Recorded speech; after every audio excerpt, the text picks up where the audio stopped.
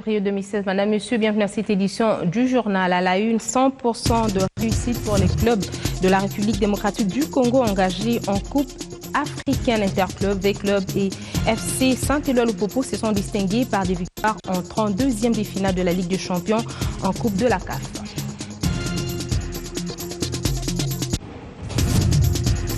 Martin Fayulu est libre. Ce député national a été interpellé hier, puis relâché. Indignation du côté de l'opposition et du côté de la majorité présidentielle. Par contre, le président de l'ECD est accusé d'incitation aux troubles à l'ordre public.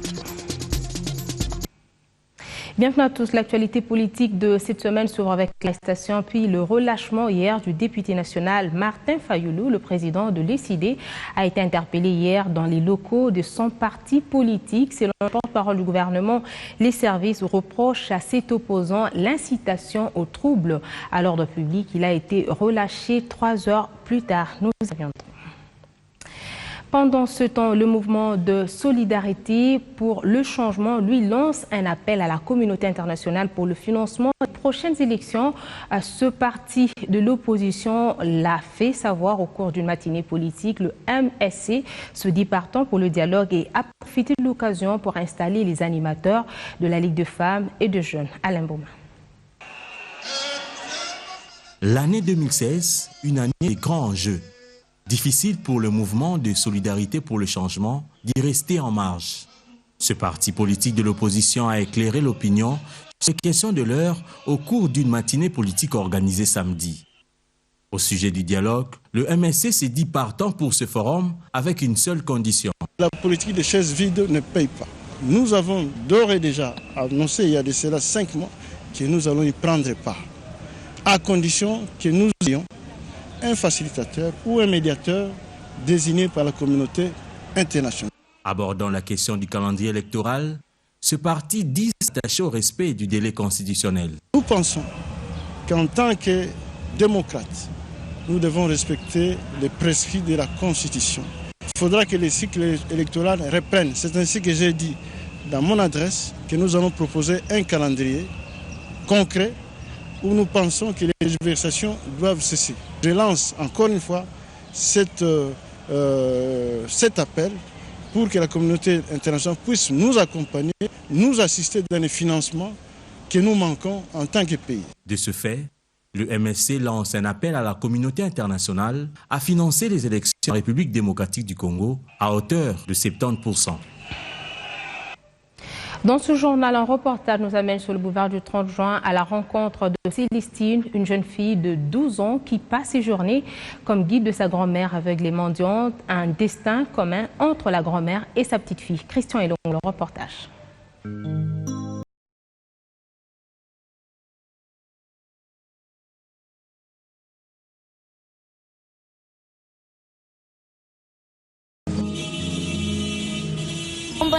Je m'appelle Célestine, j'ai 12 ans.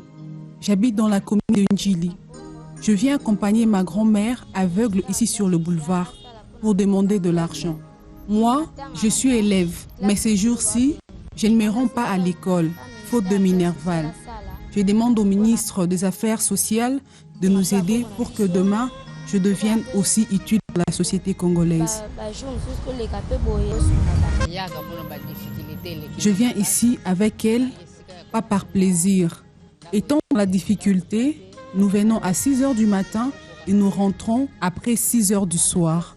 La méthode pour demander de l'argent, nous avons choisi le carrefour pour demander de l'argent parce qu'il y a le feu rouge. Donc une fois la voiture s'arrête, nous entrons sur la chaussée et parfois les gens donnent, mais plusieurs ne donnent pas. Nous gagnons 3 000 francs ou 4 000 francs par jour.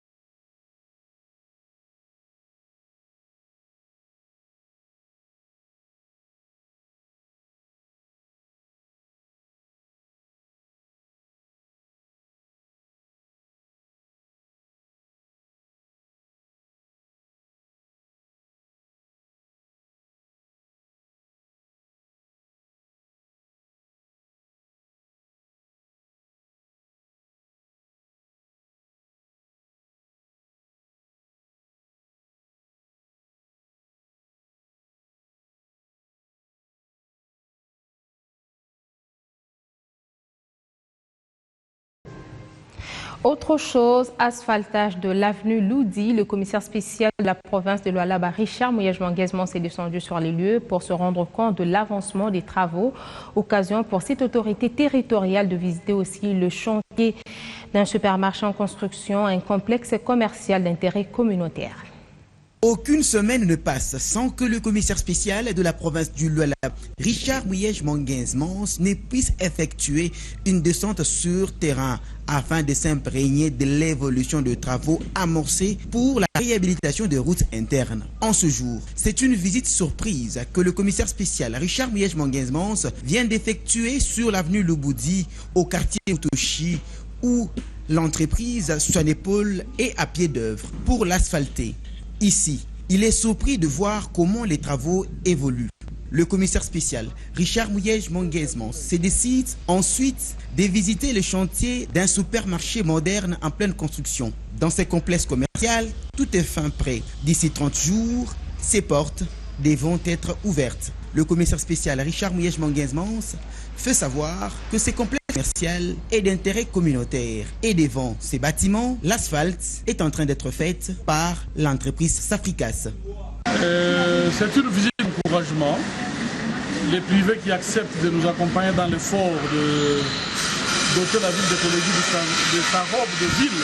À notre niveau, nous avons tout fait pour accélérer les travaux d'asphaltage de toutes les avenues qui sont sur les sites environnants pour que la beauté soit parfaite. Après la visite de ce complexe commercial, le commissaire spécial Richard Mouyej-Manguesman s'est tourné vers la réhabilitation des travaux du rond-point Mariapolis. Ici, l'entreprise Soinépaul s'est mise à l'œuvre. Les ouvriers sont sur terrain et la dernière couche d'asphalte est en train d'être posée. À la satisfaction du commissaire spécial Richard Mouyej-Manguesman, qui s'est dit déterminé à pouvoir rendre ce même service partout. Tout ce que nous avons comme recette, c'est dans la voirie. Tout. J'étais à faire cette inspection pour voir le sérieux du travail. Je suis content. J'ai vu l'épaisseur, l'acidité, l'efficacité, ça va, c'est bon. Mais c'est énorme, hein? C'est un grand chantier, c'est un processus. La population doit comprendre, on va y aller lentement, mais on ira jusqu'au bout. Et pour clôturer sa visite, surprise, dans différents chantiers, le commissaire spécial a visité les travaux du rond-point Malou en pleine transformation. Un rond-point qui doit répondre aux normes exigées. Richard Mouyej-Manguesman a regagné son bureau provisoire à pied après cette visite. J'ai annoncé l'ouverture de cette édition du journal 100% des réussites pour le club de la République démocratique du Congo engagé en Coupe africaine interclub. On en parle tout de suite après cette virgule avec Jean-Louis Kanida.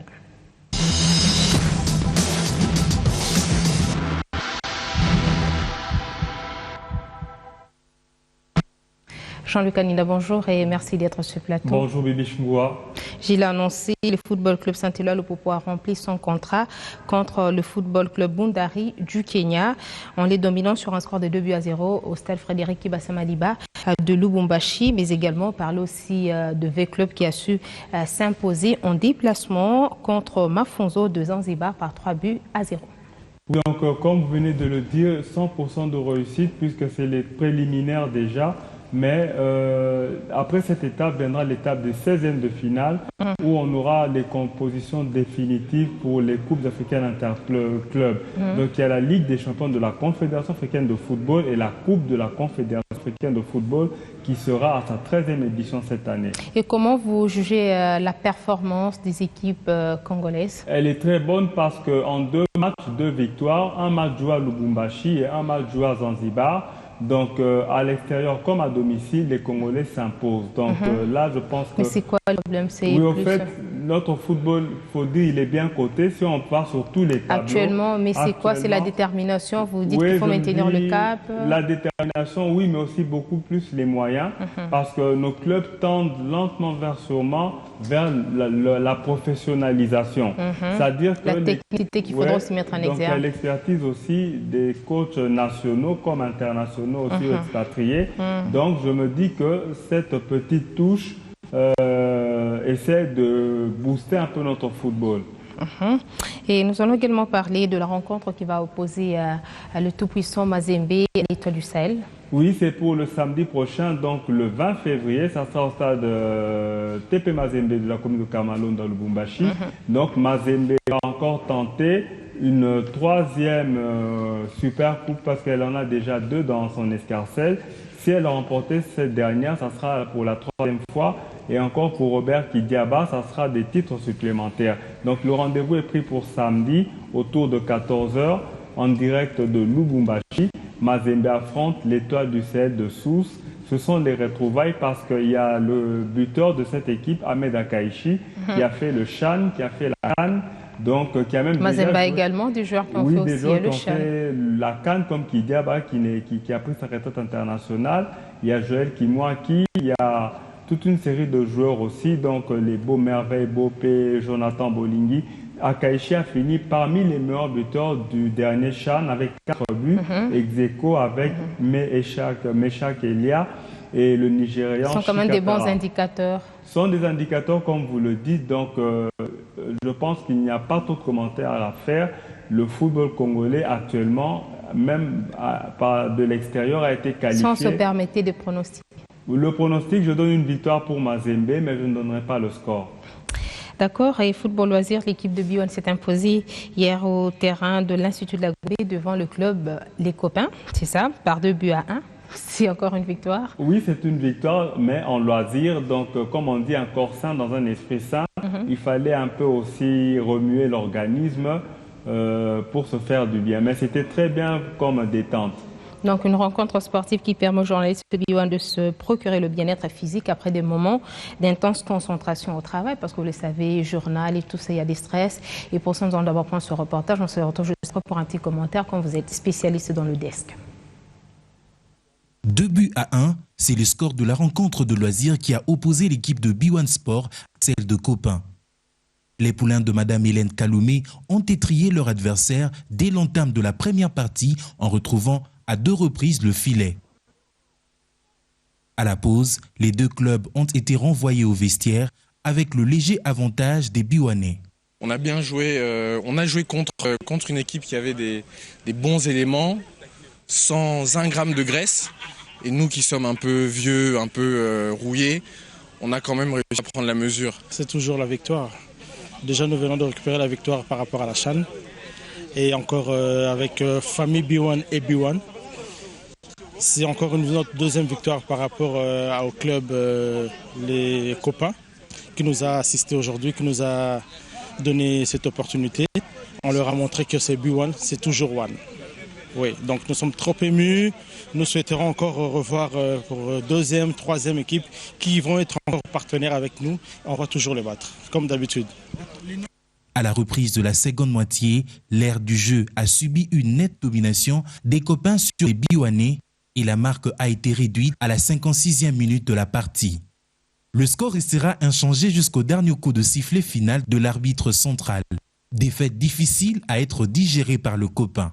On n'a pas perdu le match comme tel puisque dès le départ, on ne s'était pas accordé sur le règlement. Nous, on voyait qu'on joue au qui perd gagne, c'est comme ça que nous avons laissé B1 nous battre par 2-1. Donc en réalité, c'est nous qui avons gagné le match. Avec sa 1e victoire alignée, le 11 de B1 confirme sa série d'invincibilité et reste prêt à rencontrer n'importe quel club de loisirs qui envisagerait le défier. La défaite n'a jamais été facile. Oui, elle est difficile à digérer, mais la victoire, par contre, a plusieurs parents. Mais tu as quand même assisté, tu as vu aussi la performance de nos athlètes. Oui, elle était bonne.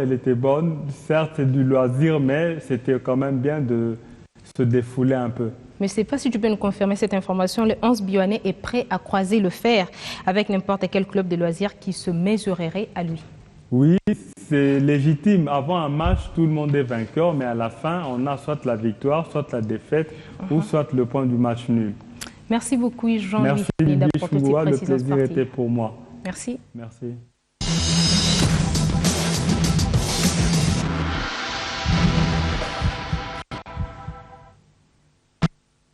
Je vous l'avais dit à l'ouverture de cette édition du journal, arrestation puis relâchement hier du député national Martin Fayulu. Le président de l'ESID a été interpellé hier dans les locaux de son parti. Selon le porte-parole du gouvernement, les services reprochent à cet opposant l'incitation aux troubles à l'ordre public. Il a été relâché 3 heures plus tard. Nous sommes vendredi 12 février 2016. Sur ces images, Martin Fayulu, président de l'ESID, participait au point de presse tenu par la dynamique de l'opposition dont il fait partie. 48 heures après, ce membre du Front citoyen est arrêté par des hommes en uniforme. Libéré 6 heures après, il brandit son statut de député couvert par l'immunité. Comment les militaires peuvent venir m'arrêter chez moi au bureau, m'arrêter, m'étabasser, qu'on regarde. Ils n'ont pas le droit de télécharger mes numéros privés, mes mails privés, mes SMS privés. Ils n'ont pas le droit. Je n'ai tué personne, je n'ai pas enfreint à la loi de la République. Selon le porte-parole du gouvernement sur le zone de RFI, ces députés nationaux auraient été interpellés puis relâchés pour incitation au trouble à l'ordre public après avoir été identifiés comme élus. Un dossier serait ouvert en son encontre. Cette interpellation a également arraché les réactions du côté du Bureau conjoint des Nations Unies pour le droit de l'homme. Pour nous, ça constitue un acte d'intimidation. Ça confirme la tendance aux restrictions des libertés, aux restrictions de l'espace politique, surtout les activités de l'opposition. Tout compte fait, la démocratie étant tout un processus et un apprentissage qu'il convient de protéger comme l'omelette après avoir cassé les œufs. La Saint-Valentin a vécu hier à Kinshasa. Cependant, les rues de la capitale n'ont pas été décorées aux couleurs des amoureux.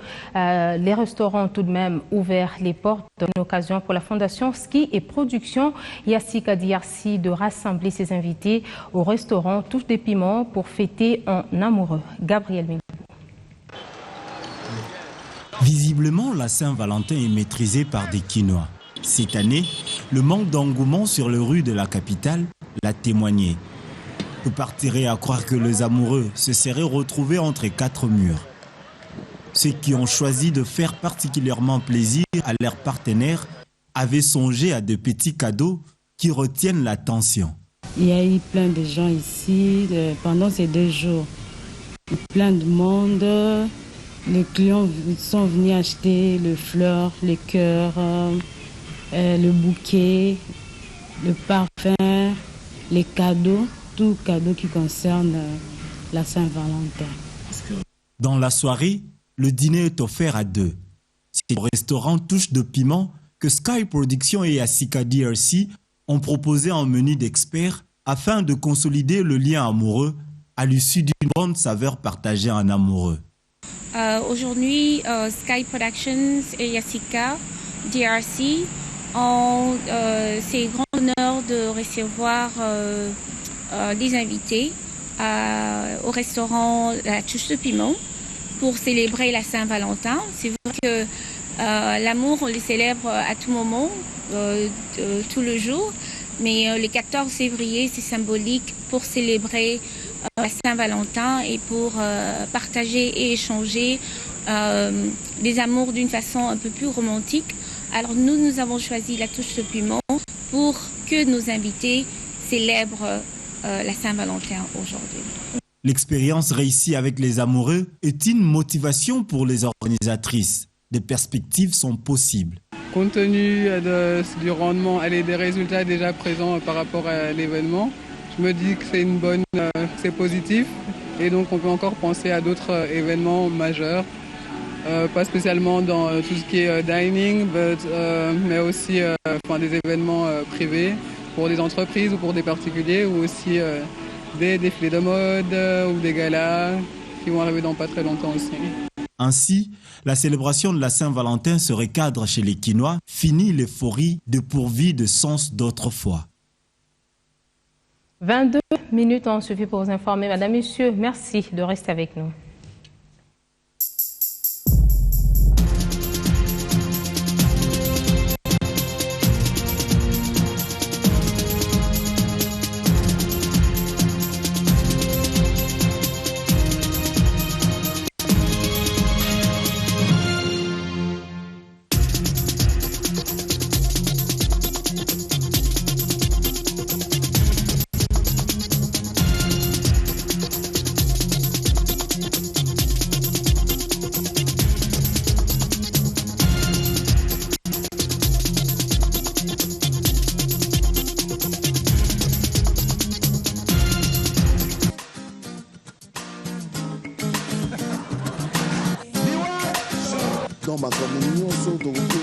Effectivement, c'est moi qui suis mis en avant parce que c'est moi qui ai la carrière la plus avancée.